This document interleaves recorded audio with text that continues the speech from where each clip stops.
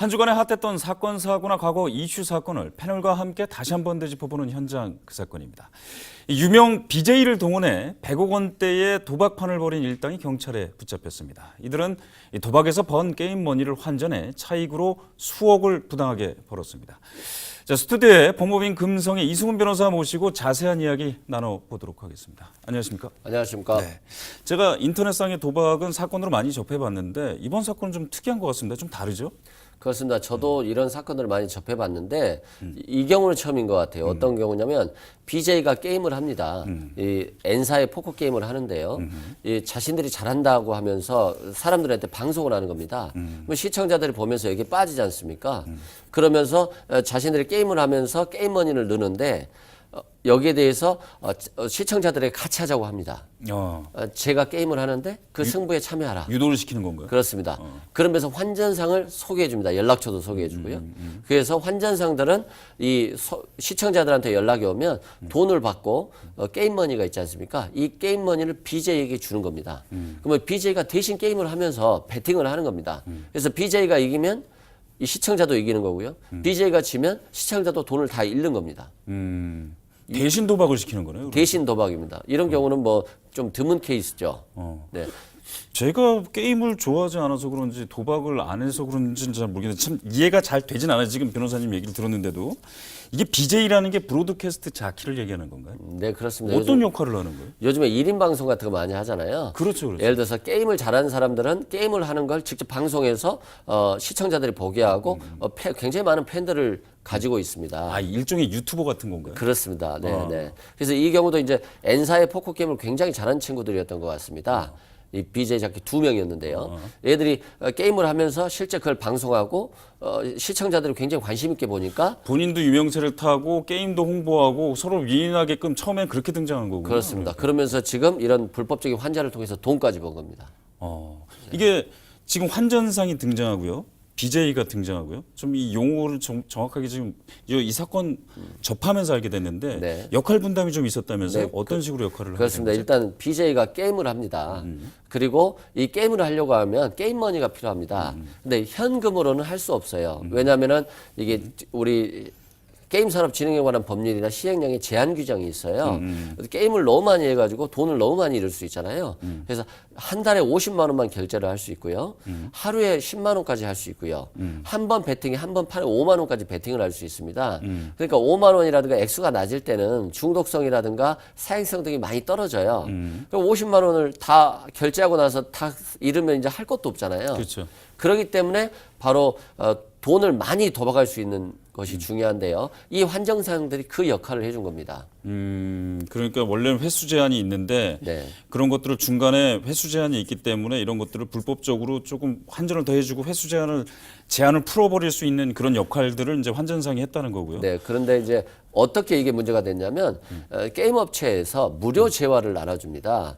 예를 들어서 VVIP들 있지 않습니까? 게임을 굉장히 많이 하는 유저들이 모인 방. VIP에 네. VIP. 거기에서 게임을 해서 이긴 사람들에게 무료 재화인 골드머니를 나눠줍니다. 아, 골드머니. 네, 이 골드머니는 무료이기 때문에 이 게임 산업법이라든가 시행령에 따라서 제한이 없어요. 판돈에 제한이 없습니다. 횟수에 제한이 없어요. 그러니까 600만 원까지도 판돈으로 내걸 수 있는 거예요.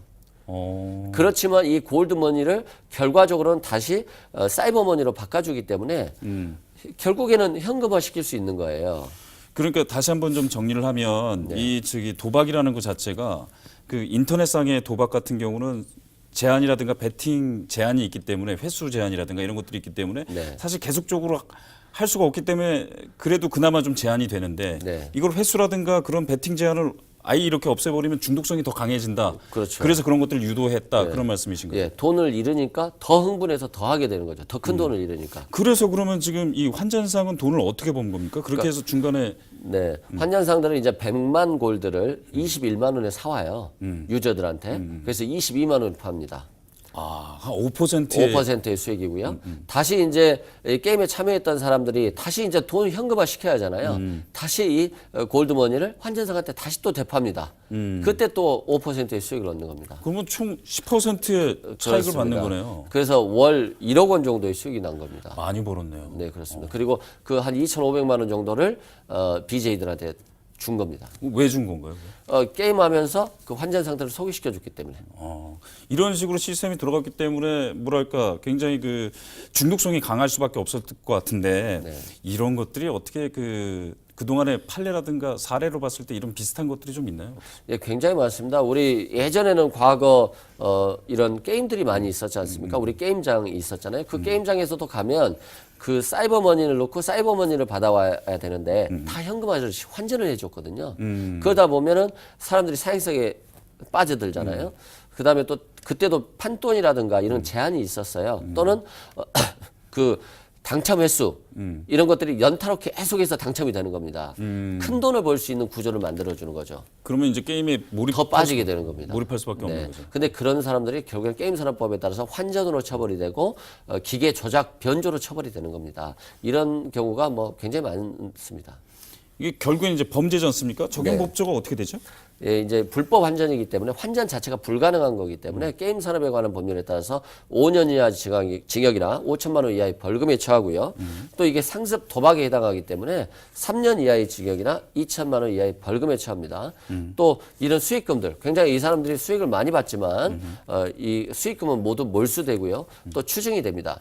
다만 지금 경찰에 10여 개의 계좌에 지급 정지를 시켜놨지만 혹시 이미 이런 걸 대비해서 돈을 다 빼놨을 수 있기 때문에 그럴 경우에는 실질적으로 추징이 어려울 수는 있겠습니다.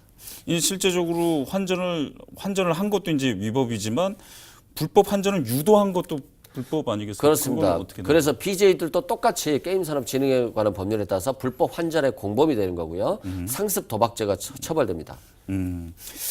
자, 이 사건은요, 형사사건임에도 불구하고 피해자가 없습니다. 네. 결국 많이 잃은 사람은 뭐 7,700만 원, 거의 1억 가까이 잃었다고 하는데 그 사람도 피의자인 거죠? 그렇습니다. 안타까운 일인데요. 본인들이 이 게임 업체 또는 BJ들에게 유혹에 넘어가서 게임을 했지만 실질적으로 그 돈을 잃었고요.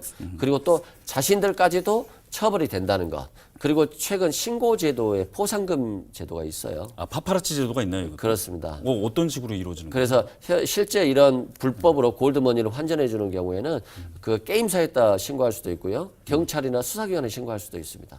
그럴 경우에는 일정한 금액을 보상을 받습니다. 네.